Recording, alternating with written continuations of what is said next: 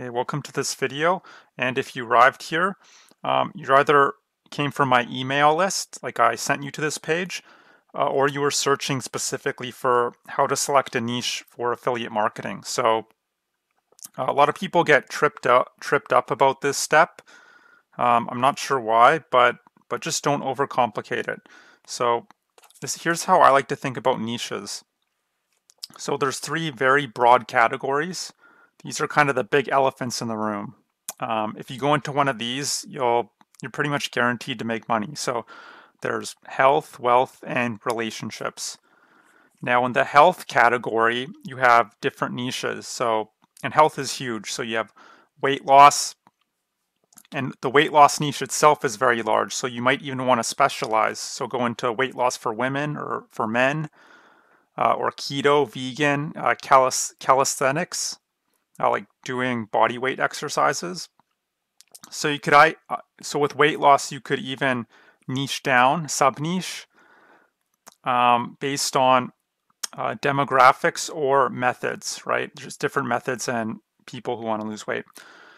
Within the health category, there's also diabetes, cancer prevention, gut health, fitness, hair loss, and all of these you could also niche down further if you wanted to.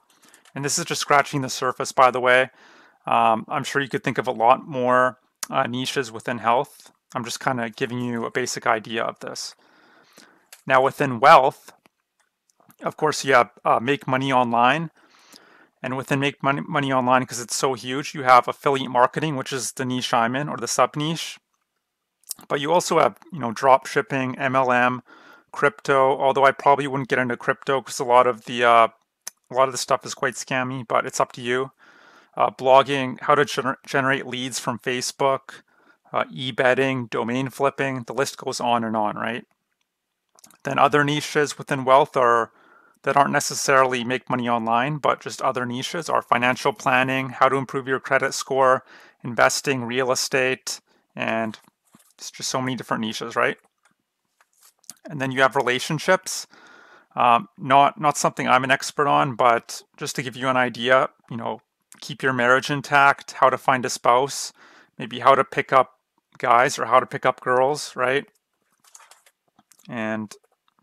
But then you have other niches that don't necessarily fit into those big three categories. And you don't have to go into those three categories. Those are just kind of the biggest ones. But there's also how to build a garden in your backyard, right? How to build a beehive, World of Warcraft, dog training, personal development, right? Maybe you're really into Tony Robbins or Les Brown, those kind of motivational speakers. Then you might want to go into personal development, parenting. Now, parenting is quite general. You might want to niche down with that. So maybe how to teach your kids how to read better or how to teach them how to go to sleep at night, right? Or you could just do general parenting, just like you could do general weight loss. It's really up to you what angle you want to go with. Now, here are the three main criteria that you want to look at when you're deciding on a niche. So are you passionate about that niche? Because here's the thing, you don't have to be the foremost expert on your niche, but you do need to know enough to teach people just a little bit on what they came to learn about in the first place. So you either need to know about that niche already or be willing to learn about it. And if you're passionate, it definitely helps. Now, I guess you don't technically have to be passionate, but I just think that would make your job a lot harder. So if you can at least find the passion or learn to be passionate, to train yourself to feel that way, that's a good niche to go into. And what I would do to find information on your niche is just find 1, 2, or 3 mentors. Consume as much of their content as possible. As long as their stuff is good and you can understand their teaching. And then just sort of relay that information to your audience in your own words. Don't copy, but just model what other people are teaching. And that's how you can come up with content. So definitely being passionate and willing to learn, that helps. Secondly, is there a market for it? Because you could be passionate about, beekeeping, for example, but if no one wants to learn about beekeeping, then it's probably not a good niche it definitely isn't a good niche to go into, right? And how do you find if there's a market? Well, are there actually products being promoted and that are selling?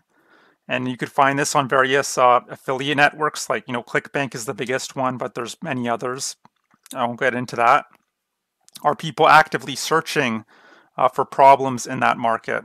So one thing you could do is go to, it's called the Google Keyword Planner. And I do a lot of my keyword research through the Google Keyword Planner, and just type in stuff related to your niche, like, if you want to go into weight, obviously weight loss has huge demand, but you would type in stuff like how to lose weight fast, or how to lose weight, or best diets to lose weight, and just see how many searches those terms are bringing up, and if there's an actual demand. And you could also, you could go into Kindle as well and see how many ebooks are selling on that niche. And another method I discovered is if you go into Facebook ads. I'm not a fan of Facebook ads, but that's a whole other topic. But just for research purposes, what you could do is type in different interests people have, because it's all based on interests, and see how many people are interested in that topic. So I hope that makes sense. Or just go to ClickBank and check out the various products that are selling. So is there a market demand? Lastly, are there digital, and this kind of ties into the second one, but are there digital products that are selling in that market? So what do I mean by digital products? Well, things like ebooks, podcasts, but mainly online video training.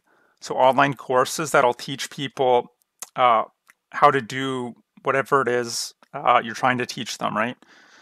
And now, what's an example of a market that doesn't really have digital products but is still in demand? The major one I can think of is makeup.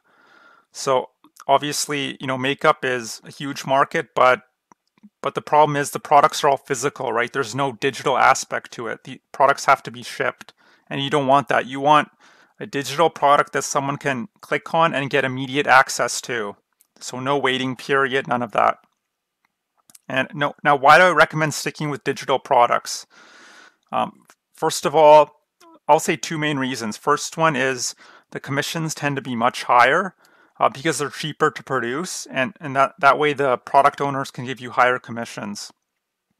Up to 50, 60, potentially even in some cases 100% commissions. I know that sounds crazy, but it definitely happens. And And the second reason I recommend sticking with digital is they're just plain easier to sell.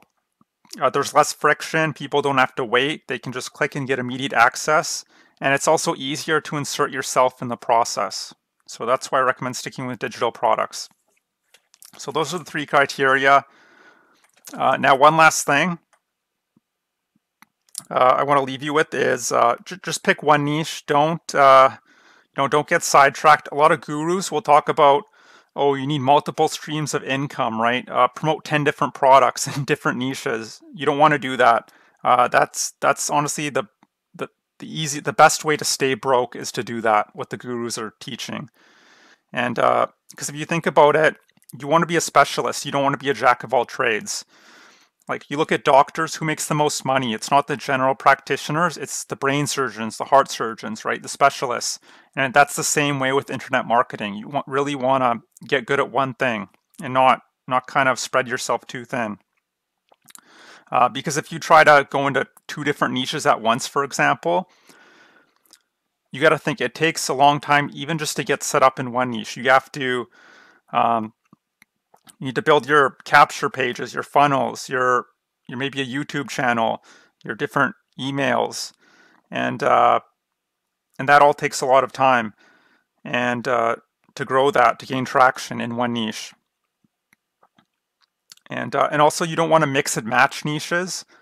A lot of people think they can build one funnel but promote products in multiple niches. You don't want to do that, because if you're in the weight loss niche, you have a weight loss funnel, but then all of a sudden you're trying to sell a make money online product, people aren't going to resonate with that. Your audience isn't going to buy. So pick one niche, one sales funnel, and just go with it. And until you're making at least 10,000 a month, I would say don't even think about branching out into other niches. Now, if you are making 10,000 a month, I'm talking in profit, not revenue. then yeah, feel free to diversify and maybe test something else out. But until then, you have no reason to try multiple niches at one time. It's just going to be, you're just never going to get anywhere going that way. So I hope this video was a little eye-opening.